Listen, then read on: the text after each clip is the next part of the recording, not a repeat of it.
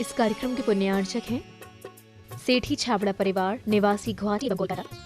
स्वर्गीय श्री कवरीलाल जी सेठी, स्वर्गीय श्री सुमेरमल जी छाबड़ा की पुण्य स्मृति में श्रीमती रतनमणि देवी सेठी, श्रीमती इंदिरा देवी छाबड़ा, श्रीमती प्रीति, श्री सुरेंद्र जैन, सिद्धांत सलोनी, श्रीमती मोनिका, श्री अजीत जैन, आयुषी अर्नब, श्रीमती रितिका, श्री विनीत जैन, विवान देवर्ष, पुत्री एवं दमाद श्रीमती ऋतु, श्री सुधीर चूड़ीवाल, दोहेते ऋषित हार्दिक, इंदिरा लॉजिस वेयर हाउसिंग और logistic park Guwahati, computer vision works वितरण घर Guwahati, Navkar www.navkargroup.in, aluminium framework प्रणाली, कॉलम बॉक्स शटरिंग, खिड़की प्रणाली और वास्तु उत्पादों के निर्माता कोलकाता।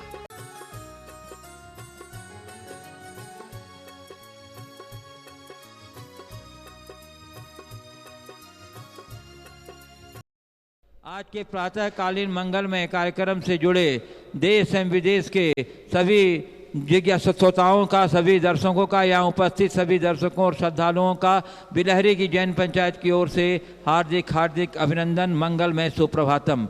मैं आपको लिए चलूँ जाप्यानुष्ठान की ओर। इसके पूर्व हम लोग सभी मिलकर पूज्य गुरुदेव के चरण कमलों में त्रिबार नमोस्तु निवेदित करते हुए उनके मंगलमय आशीर्वाद से अपने को अभिषेक करके ताज करेंगे। तो चलिए हाथ जोड़िए, मस्तक झुकाइए और बोलिए मेरे साथ, नमोस्तु गुरुदेव, नमोस्तु गुरुदेव, नमोस्तु गुरुदेव। हे गुरुदेव, जाप्यानुष्ठान कराकर हम लोगों को कृतार्थ करें। नमोस्तु गुरुदेव।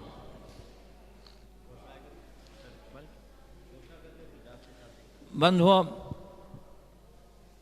बिलहरी आश्रय क्षेत्र के नवनिर्मित जिनालय में प्रतिदिन विधान करने के लिए हमारे पास स्वीकृतियां आ रही हैं। आज भी कुछ स्वीकृतियां आई हैं, मैं उनके नाम की घोषणा कर रहा हूं, आप उनकी अनुमोदना करेंगे। श्री आदित्य सम्यक अभिषेक जैन सागर, श्री संजय कल्पना जी जैन जलगांव महाराष्ट्र, श्री श्रेयांश, संतोष, विपुल, आराधना, अतुल, पूर्णिमा, सुचित, पारुल, आर्यन जैन कानपुर उत्तर प्रदेश। ये 9 दिन का विधान की इन्होंने स्वीकृति दी है।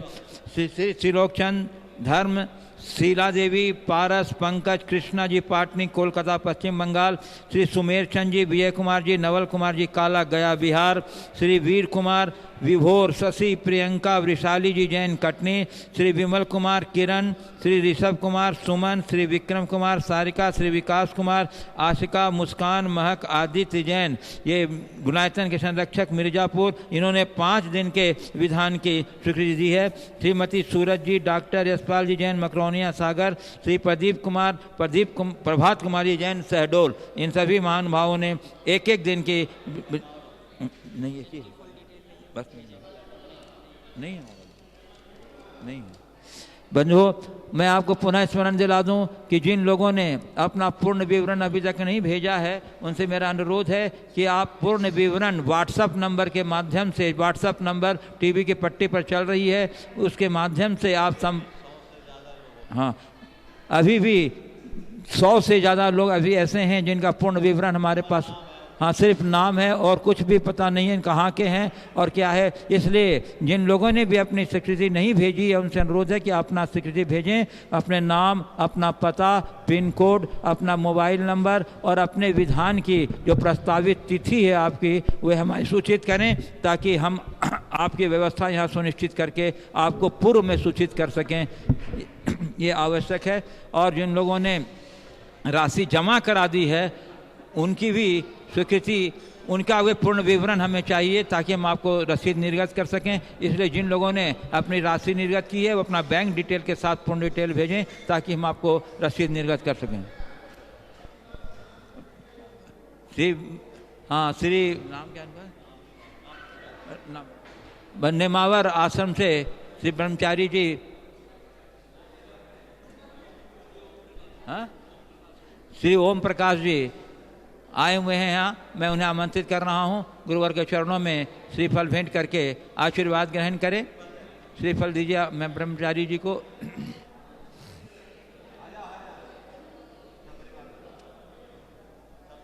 सब परिवार आ जाएं। ओम, चलिए ब्रह्मचारी जी।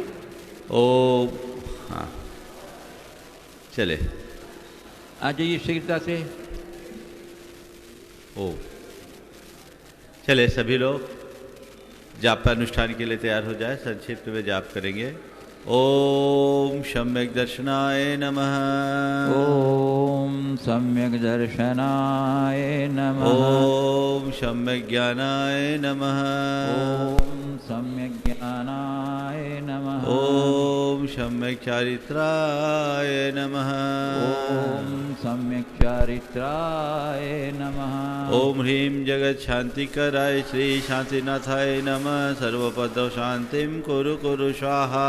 ओम ह्रीं जगत शांतिकराय श्री शांतिनाथाय नमः। सर्वोपद्रव शांतिं कुरु कुरु स्वाहा। ओम ह्रीं जगत शांतिकराय श्री शांतिनाथाय नमः। सर्वोपद्रव शांतिं कुरु कुरु स्वाहा। ओम ह्रीं जगत शांतिकराय श्री शांतिनाथाय नमः। सर्वोपद्रव शांतिं कुरु कुरु स्वाहा। ओम ह्रीं जगत शांतिकराय श्री शांतिनाथाय नमः। सर्वोपद्रव शांतिं कुरु कुरु स्वाहा।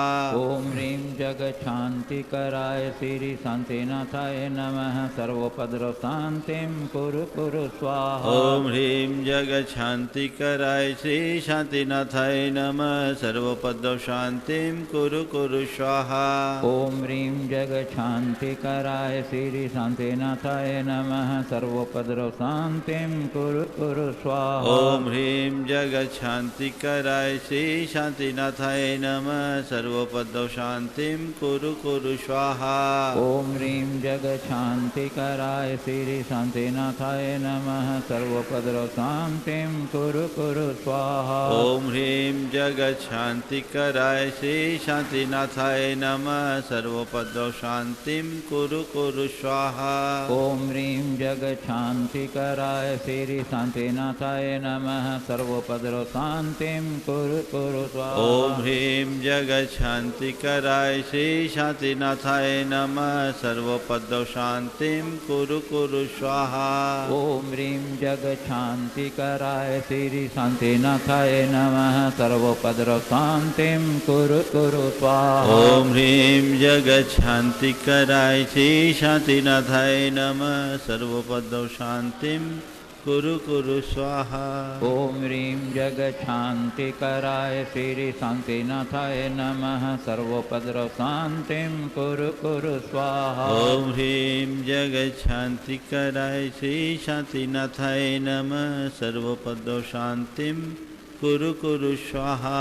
ओम ह्रीं जगत शांतिकराय श्री शांतिनाथाय नमः। सर्वोपद्रव शांतिं कुरु कुरु स्वाहा। ओम सम्यक दर्शनाय नमः। ओम सम्यक दर्शनाय नमः। ओम सम्यक ज्ञानाय नमः। ओम सम्यक ज्ञानाय नमः। ओम सम्यक चारित्राय नमः। ओम सम्यक चारित्राय नमः। जय बोलो श्री शांतिनाथ भगवान की जय। परम पूज्य आचार्य गुरुवर श्री विद्यासागर जी महाराज की जय जय जय। ओम। और ये परम पूज्य अक्षर अभी विगत दिनों से आराध्यंत जिनेन्द्रा गुरुश्च विनते धार्मिक ही प्रीति रुच्चे पात्रेषु दानमापद निहत जनकृते तच्च कारुण्य बुद्ध्या तत्वाभ्यास स्वकीय व्रतरति रमलम दर्शनम यत्र पूज्यम तदगार्हस्थम बुधाना मित्रदिहि पुनर्दुख दो मोहपाश। उक्त कालिका के आधार पर गृहस्थ जीवन को सफल और सार्थक बनाने वाले सूत्रों की चर्चा विगत दिनों आप सबसे की जा रही थी। आज उसकी अंतिम कड़ी है। अमलम दर्शनम यत्र पूज्यम। निर्मल दर्शन, निर्मल दृष्टि, सही दृष्टि हमारे जीवन में सबसे बड़ी आवश्यकता है। हम शास्त्रीय विवेचनाएं जब कभी भी पढ़ते और सुनते हैं तो ये बात आती है कि जब तक हमारे हृदय में सम्यक दर्शन न हो तब तक हमारे जीवन का उत्थान नहीं। आत्म कल्याण के लिए सम्यक दर्शन की प्राप्ति अत्यंत आवश्यक है और सम्यक दर्शन का सीधा अर्थ है सही दृष्टि की प्राप्ति। जब तक हमारे अंदर सही दृष्टि घटित नहीं होगी हम अपने जीवन का उत्थान नहीं कर सकते, जीवन का कल्याण नहीं कर सकते। तो अंदर में सही दृष्टि जगत जागे। किस दृष्टि को सही दृष्टि कहते हैं? एक दृष्टि वो है जो हमें बाहर की चीज़ों को दिखाती है, और एक दृष्टि वो है जो हमें भीतर के जगत का परिचय कराती है। बाहर की चीज़ों को देखने की दृष्टि तो हमारे पास है, पर भीतर के जगत का परिचय पाने वाली दृष्टि, परिचय कराने वाली दृष्टि हर किसी के पास नहीं होती। संत कहते जब तक वह अंतर्दृष्टि प्रकट नहीं होती, जीवनोत्थान का मार्ग प्रशस्त नहीं हो सकता। हमारे धार्मिक जीवन की वास्तविक शुरुआत अंतर्दृष्टि से होती है। वही अंतर्दृष्टि आत्मज्ञान है और वही सम्यक दर्शन है जो देह दृष्टि से ऊपर उठकर हमें आत्मा के स्तर पर जीने की क्षमता प्रदान करती है। तो सबसे पहले हमें ये देखना है कि हमारी दृष्टि कैसी है। 4 बातें आज के संदर्भ में कहूँगा। एक है चर्म, एक है मर्म, एक है कर्म और एक है धर्म। चर्म, मर्म, कर्म, धर्म। चर्म मतलब ये ऊपर का चर्म, ये चमड़ा, ये शरीर। देह दृष्टि चर्म दृष्टि है। संसार के बहुतेरे लोग शरीर की उत्पत्ति को ही अपनी उत्पत्ति और शरीर के विनाश को ही अपना विनाश मान करके जीते हैं। वे देह जगत से परे किसी आत्म जगत की से पूरी तरह अनभिज्ञ है। आप अपने अंतर मन को टटोल करके पूछिए कि आखिर मैं कहाँ हूँ, मेरी दृष्टि क्या है। मैं केवल शरीर के स्तर तक ही जीता हूँ या शरीर से भिन्न किसी आत्मा का भी मेरे अंदर विश्वास है, उस आत्मा की भी मुझे दृष्टि है, वैसा बोध मेरे भीतर है। अपने मन से पूछो। देह और आत्मा में जब तक ऐक्य होता है, एक बुद्धि होती है जो शरीर और आत्मा को ही एक मान करके चलता है, ये मान करके चलना वह सब अज्ञानी है, मिथ्या दृष्टि है, भ्रम में जीने वाले लोग हैं। हम भ्रम को तोड़े। सबसे पहली बात है भ्रम। जब तक हमारे अंदर भ्रम होगा तो हम चर्म में ही लगे रहेंगे। ये भ्रम टूटना चाहिए। जीवन में बहुत सारी चीज़ें ऐसी होती है जो हमें दिखती कुछ है, होती कुछ है। हम प्रायः उसे वैसा ही मान लेते हैं जैसी वो दिखती है, लेकिन यथार्थ कुछ और होता है। चीज़ें जैसी दिखे वैसी ही हो ये कोई ज़रूरी नहीं है। दूर क्षितिज को देखो घर के छत पर खड़े होकर तो तुम्हें दिखेगा कि धरती और आसमान मिलकर एक हो गए, पर दुनिया का कोई ऐसा कोना नहीं है जहाँ धरती और आसमान मिलकर एक हो। है क्या? दिखता है पर है नहीं। जिसे इस यथार्थ का बोध है वो उन्हें एक मिला हुआ देख करके भी मान करके चलता है, वो एक मिली दिख रही है पर एक है नहीं। पर जिसे इस वास्तविकता का बोध नहीं, वो तो कहेगा देखो थोड़ा आगे चलेंगे, वो 2-5 मील आगे ये धरती आसमान मिलकर एक हो गए। यही भ्रम है। ये भ्रम टूटना चाहिए। जब तक ये भ्रम जीवन में है तो समझना सही दृष्टि नहीं। आप देखो पानी के अंदर कोई लकड़ी का टुकड़ा डालो, लकड़ी कैसी दिखती? पानी के अंदर पानी की बाल्टी में एक लकड़ी का टुकड़ा डाल दो, कैसा लगता है? लकड़ी कैसी दिखती? टेढ़ी दिखती है ना, सीधी तो नहीं, टेढ़ी दिखती है। लकड़ी पानी में डालने से क्या पानी लकड़ी को टेढ़ी कर देती है? तो टेढ़ी दिखती है ना।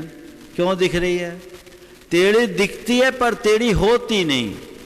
क्यों नहीं होती? सामान्य व्यक्ति जिसे इसकी वास्तविकता का ज्ञान नहीं, वो तो ये कहेगा पानी में जादू है, लकड़ी सीधी लकड़ी भी टेढ़ी हो जाती है। पर जादू नहीं है, बात कुछ और है। बात क्या है? प्रकाश का परावर्तन का सिद्धांत बताता है कि प्रकाश की किरणें जब एक माध्यम से दूसरे माध्यम पर पड़ती है तो तिरछी जाती है, इसलिए वो टेढ़ी दिख रही है, टेढ़ी है नहीं। तो ऐसे ही बहुत सारी चीजें संसार में हमें दिखती कुछ है पर वो होती कुछ है। जैसा दिखे वैसा मानना भ्रम और जैसी हो वैसा समझना मर्म सम्यक।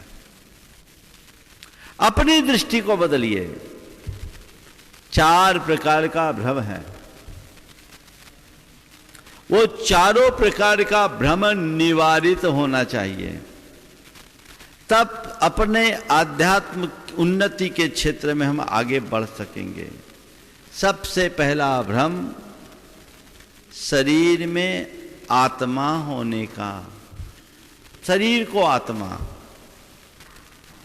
देह में आत्मबुद्धि, ये भ्रम है। शरीर भिन्न है, आत्मा भिन्न है। केवल इतनी सी बात हमें समझ में आ जाए तो हमारा बेड़ा पार हो जाए। देह जुदा, पुद्गल जुदा, यही तत्व का सार, और बाकी जो कुछ कथन है सब इसका ही विस्तार।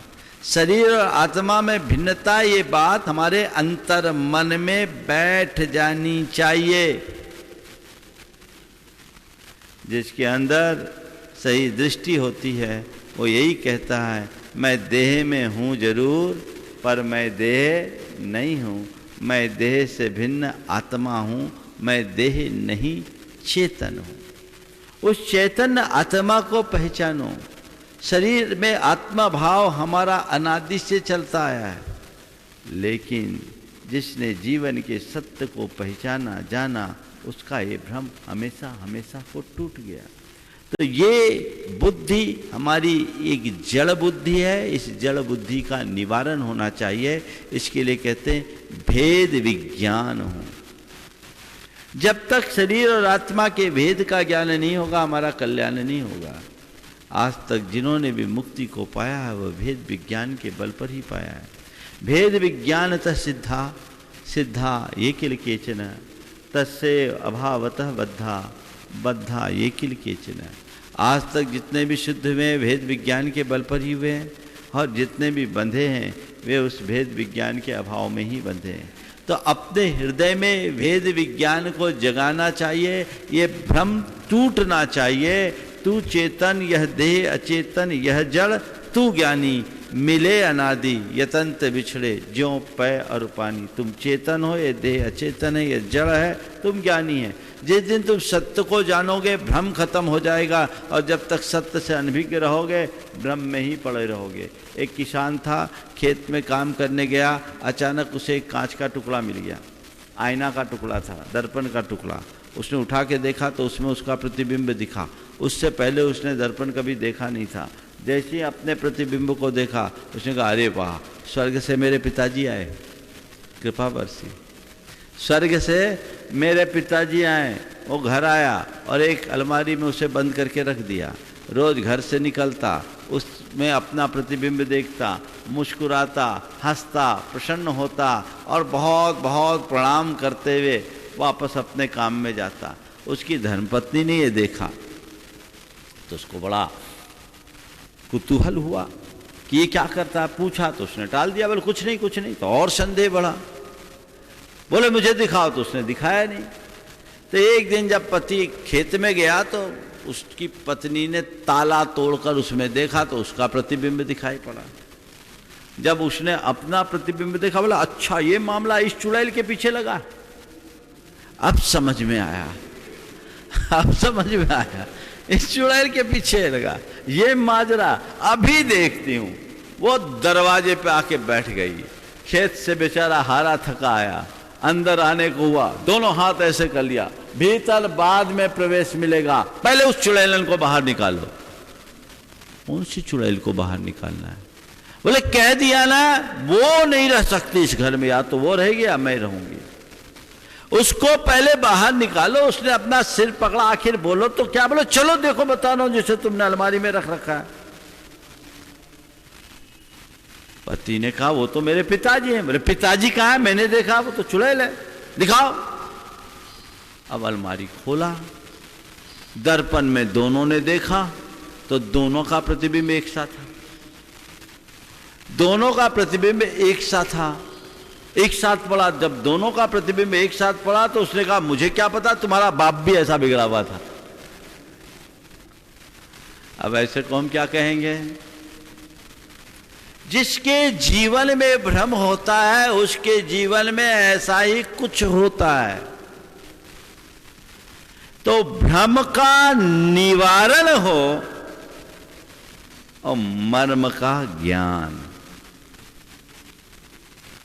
हम अभी तक भ्रमित होते रहे हैं। स्वरूप विषय का भ्रम सबसे पहला भ्रम है। शरीर में आत्मा मानना, शरीर को ही आत्म रूप मानना, ये स्वरूप विषय का भ्रम है। दूसरा भ्रम है भंगुर को शाश्वत मानना।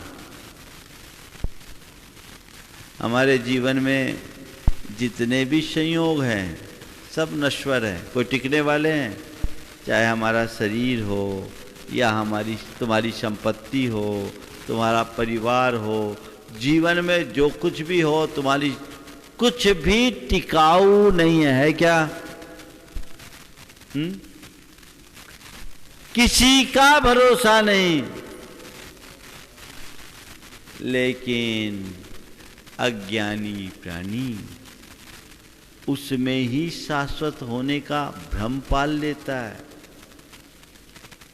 और पूरे जीवन उसी में रचता पचता है, और खो जाए तो रोता है, छूट जाए तो रोता है, बिछड़ जाए तो रोता है, नष्ट हो जाए तो रोता है। भंगुर को शाश्वत मानने का भ्रम ये जीवन में कभी भी व्यक्ति को सुखी नहीं होने देगा। भंगुर है, भंगुर का उपयोग करो, लेकिन ये मान करके चलो ये क्षण भंगुर है। देखो बच्चे हैं ना, फुग्गे से खेलते हैं। बच्चों के हाथ में अगर फुग्गा है और फुग्गा फूट जाए तो क्या होता है? हाँ, बच्चा रोता है। और जब बच्चा रोता है तो बड़े क्या कहते हैं? अरे बेटा रो मत, फुग्गे तो फूटने के लिए होते हैं, दूसरे आ जाएंगे, यही बोलते हैं ना। हाँ, बच्चा अगर फुग्गा को के फूटने से रोता है तो बड़े ये कह कर के समझाते हैं बेटा रो मत, क्योंकि फुग्गे तो फूटने के लिए होते हैं, दूसरा आ जाएगा। मैं आपसे केवल इतना पूछना चाहता हूँ, छोटे फुग्गे फूटते हैं तो तुम बच्चों को समझाते हो संसार के जितने भी संयोग हैं फुग्गे की तरह है, फिर तुम क्यों रोते हो? बोलो।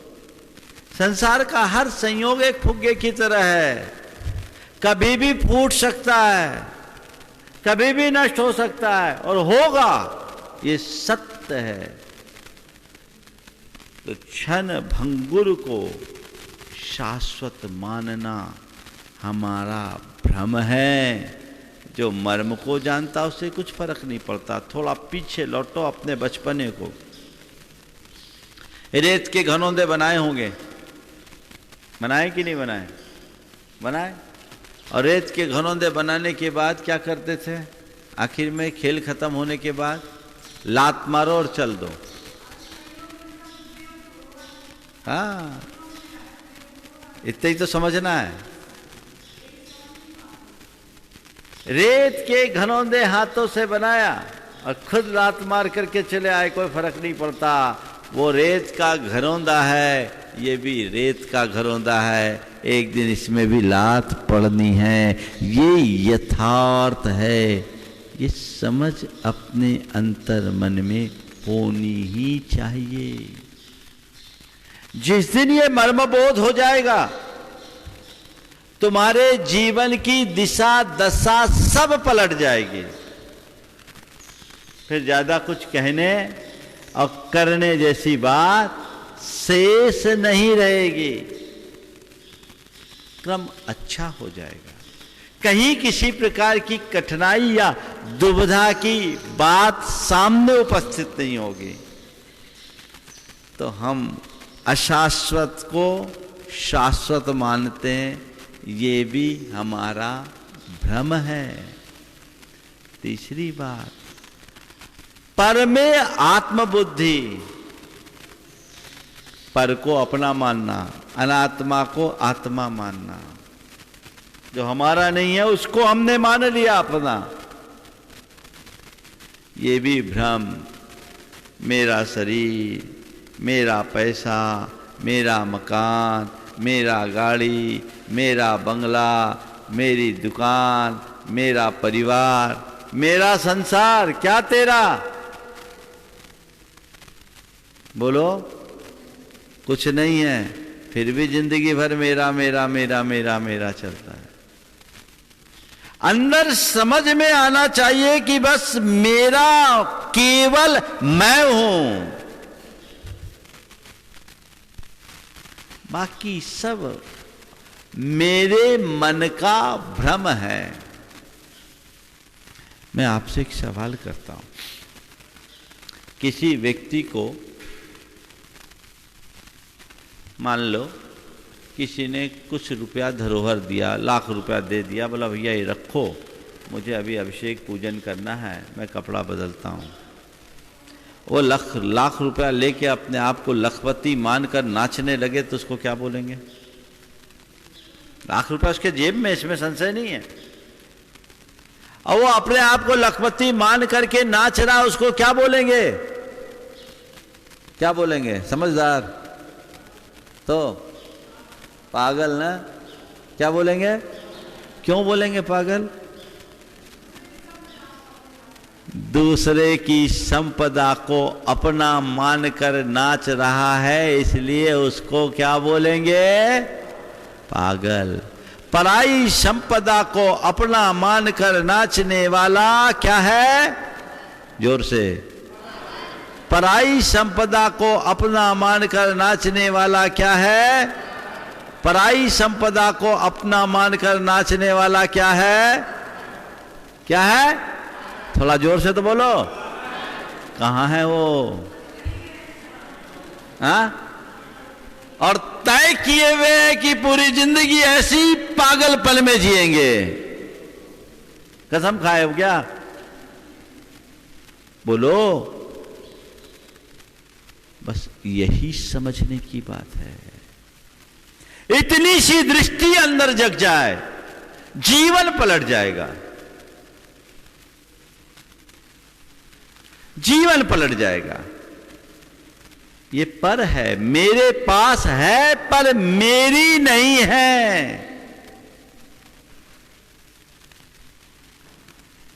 आज है, कल रहे न रहे कोई ठिकाना नहीं, संयोग है, तो मैं उसका मालिक नहीं, कस्टोडियन भले हो जाऊं, संरक्षण करूं, जब तक है उपयोग करूं, उपभोग करूं, ये दृष्टि अपने अंदर जगाइए तो मर्म का बोध होगा। ये तो भ्रम है, चलो मेरे पास है, क्या है? जो तेरा है उसका पता नहीं, और जो नहीं है उसमें फूल रहा है ना? और चौथा भ्रम है सपना को सच मानना। क्या? सपने को सच मानना। सपना तो देखते हो ना महाराज, देखते भी हैं और कईयों को दिखाते भी हैं, है ना? हाँ, सपना है। सपना कब होता है? बोलो। सपना जो होता है, सपना कब होता है? सपना कब आता है? जब हम सोते रहते हैं, और सोते रहते हैं तो उसमें सपना आता है। वो सपना क्या होता है? सपने की एक अलग दुनिया होती है, और जब तक नींद में हम रहते हैं तब तक हमें वो सपना सच दिखता है। सच दिखता है कि झूठा? तो सपना कब तक सच दिखता है? जब तक नींद होती है। नींद खुल जाने के बाद, नींद खुलते ही सपना टूटता है, सच सामने आ जाता है ना? एक बंद आंख का सपना है, एक खुली आंख का सपना। सपना किसे कहते हैं? जो यथार्थ ना हो, जिसका कोई अस्तित्व नहीं है और उसे हमने मान लिया, वो सपने को सच माना। जब तक नींद तब तक सपना। बंद आंख का सपना, आंख खुलने के बाद हमें पता लग जाता, अरे ये सपना था। मान लो रात में सपने में बड़ा भयावना सपना देखा, डर लगा, चीख पड़े, अचानक नींद खुली, आंख खुली, आजू बाजू में देखा, अरे रे रे ये तो सपना था। क्या था? सपना था। दुख होगा अब? सांस फूल गई थी, दम फूल गई, ऐसी दम फूली कि पूछो मत। सपने के कारण घबरा गए, एकदम चीख निकली, अरे, और नींद खुली। थोड़ी देर में सामान। नहीं भैया, ये सपना था। कोई दुख होगा? नहीं। और मान लो सपने में तुमने बहुत बड़ा खजाना पा लिया, खुशी हो रही, वाह वाह कितना बड़ा खजाना हमने पाया। और उस सपने के खजाने से तुमने तो पूरे के पूरे परियों की कहानी गढ़ ली, सब कुछ कर लिया, खुशी भी हो रही है। सपना टूटा, आंखें खुली, अरे वो तो सपना था। क्या था? रोते हो, आंसू बहाते हो? मान लो तुमने सपना देखा और सपने में देख लिया कि तुम्हारा भाई मर गया, बेटा मर गया, पति मर गया, पिता मर गया, पत्नी मर गई, कोई एक मर गया, और तुम समाचार सुनकर या उस दृश्य को देख के रो रहे हो। आंख खुलने के बाद भी रोओगे क्या? क्यों? सपना था, सपना था ना। एक की शादी नहीं हो रही थी, 32 साल का हो गया और शादी नहीं हुई। एक दिन आया, बड़ा दुखी था, बोले महाराज आज बड़ा गड़बड़ हो गया। बोले क्या हुआ? बोला महाराज सपने में शादी हो गई और फिर नींद खुल गई। हमने कहा तू रोज शादी करने के सपने देख रहा था, सपने में शादी हो गए, उसी में संतोष कर। पर सपने की शादी से काम चलने वाला नहीं है। कुल मिलाकर के बात केवल इतनी है कि जो हमें सपना सपने की भांति दिखता है, जिसे हम सपना मानते हैं, वो चाहे अच्छा हो या बुरा, हमारे लिए कोई खास उसका असर नहीं पड़ता। लेकिन जिसे हम सत्य मान करके जीते हैं, उसमें थोड़ा सा भी इधर से उधर होता है, वो हमें हिला डालता है ना। सपने में कोई मर जाए कोई फर्क नहीं, और यथार्थ में कोई चोटिल हो जाए तो हाय तौबा, मरने की बात तो बहुत दूर की है ना। तो यही भ्रम है। सब सपना, दृष्टि अंदर में ऐसी जगह लो, और ये कब जगेगी? जब मोह की निद्रा टूटेगी। जब तक मोह नींद में सोते रहोगे तो यही हाल होगा। मोह निद्रा टूटने पर तुम्हें सपना और सत्य का भेद समझ में आने लगेगा, भ्रम टूटेगा। और जब भ्रम टूटेगा तब सत्य की दृष्टि प्रकट होगी, मर्म को जानोगे, और जब मर्म को जानोगे तब तुम्हारे कर्म सुधरेंगे, और तभी तुम सच्चे धर्म का अनुसरण कर सकोगे। आप लोग भगवान की स्तुति में कुछ पंक्तियां बोलते हो। मैं भ्रम्यो अपन पौ विशर आप, अपनायो विधि फल पुण्य पाप, आकुलित भयो अज्ञान धार, जो मृग मृग तृष्णा जानिवार, निज को पर का करता पिछान, पर में अनिष्टता इष्ट थान, आकुलित भयो अज्ञान धार, जो मृग मृग तृष्णा जानिवार। बोलते आप, हे भगवान, आज आपके चरणों में आने के बाद मुझे मेरे जीवन के भ्रम का एहसास हो रहा है। मैं भ्रम्यो अपन पौ विशर आप, मैं इस संसार में भ्रमित हुआ हूं। क्यों? अपन पौ विशर आप, अपने आत्म स्वरूप को भूल जाने के कारण ही मैं संसार में भ्रमित हुआ। मैं मर्म से अनभिज्ञ रहा, इसलिए भ्रम में जिया। और क्या किया? अपनायो विधि फल पुण्य पाप, कर्म के फल स्वरूप जो पुण्य पाप रूप संयोग मिले, उनमें ही मैंने अपनत्व का भाव रखा, अपनत्व बुद्धि रखी, उनमें ही मैंने आत्मबुद्धि रखा। जो संयोग है उस रूप ही मैं अपने आप को माना और उन्हें ही अपना माना। मैं भ्रम्यो अपन पो विसरी आ, अपनायो विधि फल पुण्य पाप। निज को पर का करता पिछान, पर में अनिष्टता इष्ट था। स्वयं को मैं पर का करता मानता रहा, उसी बुद्धि में, भ्रमपूर्ण बुद्धि में इठलाता रहा और उसमें इष्टानिष्ट संकल्प विकल्प करता रहा, और मेरी दशा उस मृग की तरह रही जो रेत के कण में सूर्य की किरणों के रिफ्लेक्शन से भ्रमित हो गया कि वहां पानी का सरोवर है क्या? रेत के कण, ऊपर से पड़ रही है सूर्य की किरणें, उससे उसका प्रतिबिंब रिफ्लेक्शन निकल रहा है, उसे क्या लग रहा है? पानी, पानी का सरोवर। थोड़ा और चलूंगा पानी मिलेगा, प्यास बुझाऊंगा। थोड़ा और चलूंगा पानी मिलेगा, प्यास बुझाऊंगा। थोड़ा और चलूंगा पानी मिलेगा, प्यास बुझाऊंगा। वो दौड़ते दौड़ते दौड़ते दौड़ते दम तोड़ता है, लेकिन पानी नहीं पाता। पानी हो तो मिले, यही भ्रम है। समझ गए? तो इस भ्रम का निवारण जब हो तब सम्यक दर्शन हो, और वही सम्यक दर्शन हमारे जीवन के उत्थान का कारण बनता है। ऐसे व्यक्ति के जीवन की दिशा और दृष्टि एकदम से परिवर्तित हो जाती है।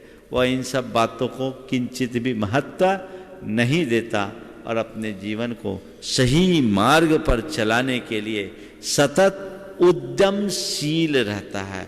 ऐसा उद्यम अपने द्वारा होना चाहिए, वैसा पुरुषार्थ हमारा होना चाहिए।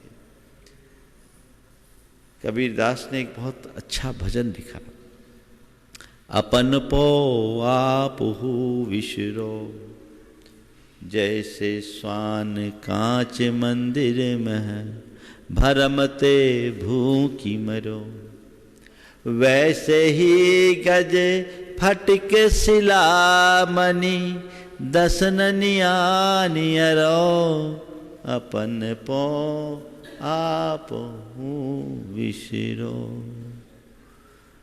जो केहरी बपु निरखे कूप जल, जो केहरी बपु निरख कूप जल, प्रतिमा जान परो, वैसे ही जो केहरी बपु निरख कूप जल, प्रतिमा जान परो, वैसे ही गज फटिक शिला मणि दसन नियानि अरो, अपन पो आप हो विसरो। मरकट मूठी स्वाद नहीं बिहुरे, मरकट मूठी स्वाद नहीं बिहुरे, घर घर रटत फिरो, कहत कबीर नलनी के सुगना, कहत कबीर नलनी के सुगना, तो है कौन पकड़ो, अपन पो आप हो विसरो, अपन पो आप ही विसरो। बहुत सुंदर उदाहरणों से कबीर ने जीवन के मर्म का बोध कराया। कहते एक कुत्ता एक ऐसे महल में प्रवेश कर गया जो कांच का था, उसकी दीवारें भी कांच की, छतें भी कांच की, आंगन भी कांच का। और उस कांच के महल में कुत्ता घुसा, अकेला कुत्ता घुसा, और जिधर देखा उधर कुत्ता, और घबरा उठा, अरे ये क्या, हजारों कुत्ते और मैं अकेला। कुत्ते ने जोर से भौंका तो हजारों कुत्ते उस पर एक साथ भौंक पड़े। कहते वो रात भर भौंकता भौंकता मर गया। सवेरे देखा गया तो उस कुत्ते का शरीर कई जगह से क्षत विक्षत था। सवाल केवल इतना है, कुत्ते को किसने मारा? कुत्ते को किसने मारा? उसके भ्रम ने ना। काश उसे इतना पता होता ये कुत्ते नहीं, कुत्तों का प्रतिबिंब मात्र है, तो क्या उसकी ये दुर्दशा होती? ज्यों केहरी पपु निरख कूप जल प्रतिमा जान परो, वैसे ही गज फटिक शिला मणि दसननी आन हरो। वो कहानी आप लोगों को पता है पंचतंत्र की, कोर्स में भी पढ़ी होगी 4वीं 5वीं में, कि खरगोश ने कैसे शेर को कुएं के अंदर गिरवा दिया है ना। अब कहानी नहीं सुनाऊंगा, लेकिन क्या हुआ, शेर कुएं में झांका, उसका प्रतिबिंब पड़ा, अरे ये धम से छलांग लगा दिया, और क्या हो गया? गया काम से। वैसे ही गज फटिक शिला मणि दसननी आनरो, इस फटिक की बड़ी बड़ी शिलाएं हों और उसके सामने हाथी हो, तो उसको लगता है इसके अंदर कोई हाथी घुसा हुआ है। वो हाथी घुसा हुआ ये सोच करके वो बार बार अपना सिर मार मार करके सिर फोड़ लेता है, पत्थर थोड़ी टूटना है उससे।